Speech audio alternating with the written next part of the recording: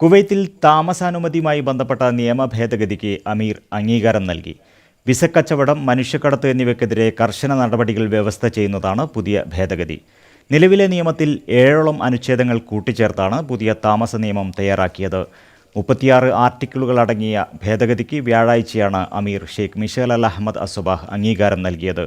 പുതിയ ഭേദഗതി അനുസരിച്ച് വിദേശി തൊഴിലാളികൾക്ക് 5 വർഷത്തിൽ കൂടുതൽ റെസിഡൻസി കാലാവധി അനുവദിക്കില്ല. ഇൻവെസ്റ്റ്മെൻറ്റ് വിസയിലുള്ളവർക്ക് 10 വർഷം വരെ കാലാവധി ലഭിക്കും. സന്ദർശക വിസയുടെ കാലാവധി പരമാവധി 3 മാസമായി നിലനിർത്തിയിട്ടുണ്ട്. എന്നാൽ 3 മാസ കാലാവധി കഴിഞ്ഞിട്ടും രാജ്യത്ത് തുടർന്നാൽ കർശന നടപടിയുണ്ടാകും.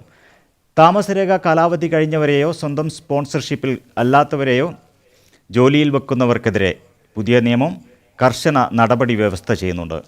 താമസാനുമതി ഇല്ലാത്തവരുടെ സ്പോൺസറുടെ ചെലവിലാണ് നാടുകടത്തുക. ഇതിനു പുറമെ ഗാർഹിക ജോലിക്കാരുടെ തൊഴിൽ കാലയളവ് അവസാനിച്ചത് ഉടൻ തന്നെ ആഭ്യന്തര മന്ത്രാലയത്തെ അറിയിക്കാനും പുതിയ നിയമം നിർദ്ദേശിക്കുന്നു. ആഭ്യന്തര മന്ത്രാലയത്തിലെ താമസകാര്യ വകുപ്പ് തയ്യാറാക്കിയ നിർദ്ദേശങ്ങൾക്ക് മന്ത്രിസഭ നേരത്തെ അംഗീകാരം നൽകിയിരുന്നു.